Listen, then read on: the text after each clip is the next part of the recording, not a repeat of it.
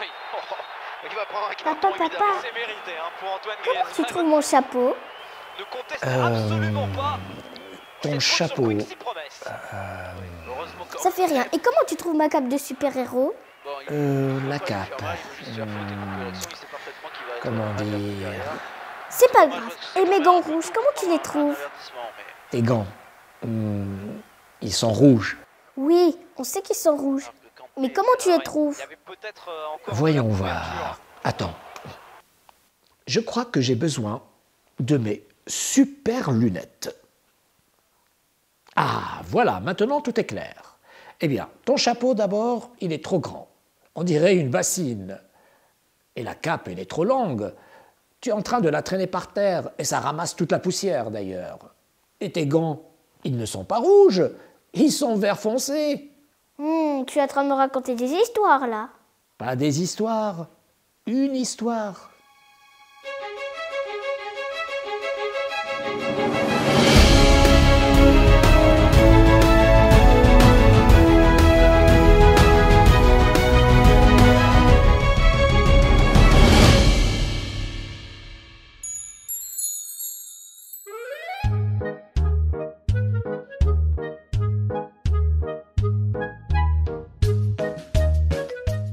Il était une fois un empereur qui adorait les habits.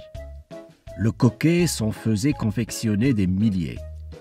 Et les habitants du pays étaient habitués à le voir défiler dans les rues avec d'incroyables tenues. Un jour, deux fripons décidèrent de profiter de la situation. Ils se mirent à raconter partout qu'ils étaient les inventeurs d'un tissu aussi magnifique que magique. C'était un tissu que seuls les gens très intelligents pouvaient voir. Un tissu bien trop beau pour les yeux des nigauds. L'empereur finit par entendre parler de cette étoffe. Il se dit qu'elle avait été inventée pour lui. Elle ferait de superbes vêtements et elle l'aiderait à faire le tri entre les idiots et les intelligents. Les deux fripons furent invités au château. Ils prirent les mesures de l'empereur, puis ils proposèrent de lui tisser une chemise, un gilet, un pantalon et même un caleçon. « Vous verrez, votre majesté, notre étoffe est aussi douce et légère que l'air.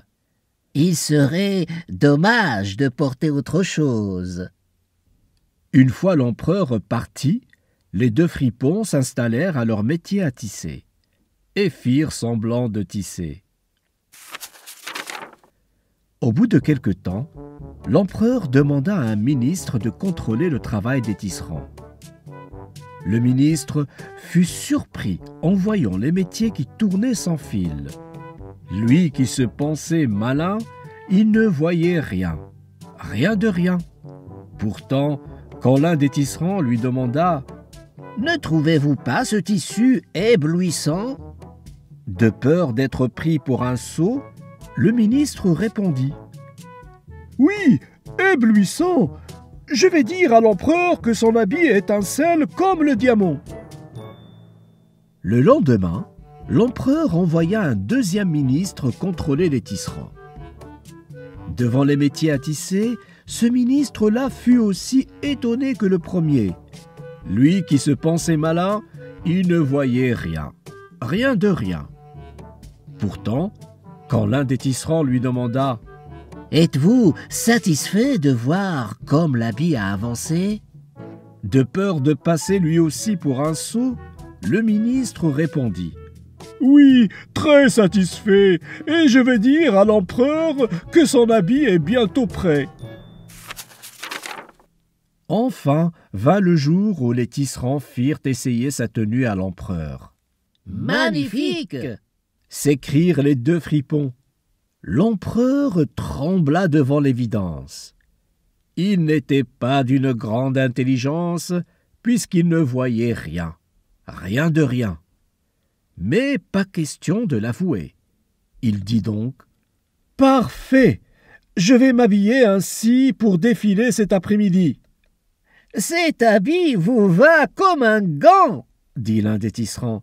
« C'est simple, on ne voit que vous, s'exclama le second. Pour les remercier, l'empereur flatté donna 2 sacs d'or au fripon. Devant l'empereur qui faisait mine d'arranger sa tenue devant le miroir, ministres et serviteurs faisaient mine d'admirer son élégance. Alors, rassuré par tous ces compliments, l'empereur sortit défiler, fesses à l'air et nu comme un verre. Dans la rue et aux fenêtres, les gens applaudissaient. Personne n'osait se moquer car personne ne voulait avouer qu'il ne voyait rien, rien de rien. Quand soudain, « Il est tout nu !» s'écria un enfant. « L'empereur se promène nu dans la rue !» La vérité se répandit dans la foule et éclata toute nue. L'empereur, sa cour et le peuple entier avaient été trompés.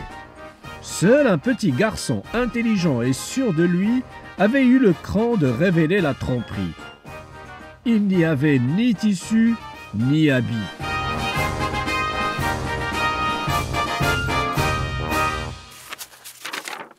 Quant aux 2 menteurs, aux poches bien remplies, ils avaient bien sûr quitté le pays.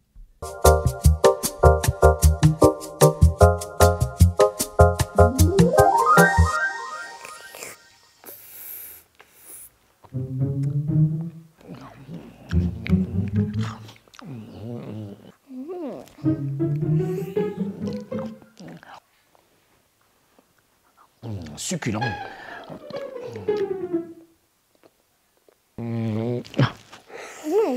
Délicieux. Tu me passes le sel, s'il te plaît? D'accord, attrape. Merci.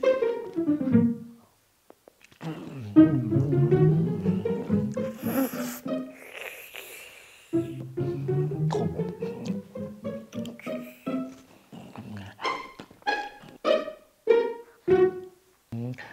Tu m'envoies un peu de ketchup, s'il te plaît? Du ketchup?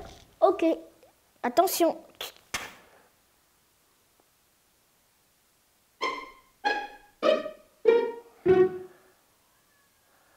Oh oh, je crois que c'est fini les histoires.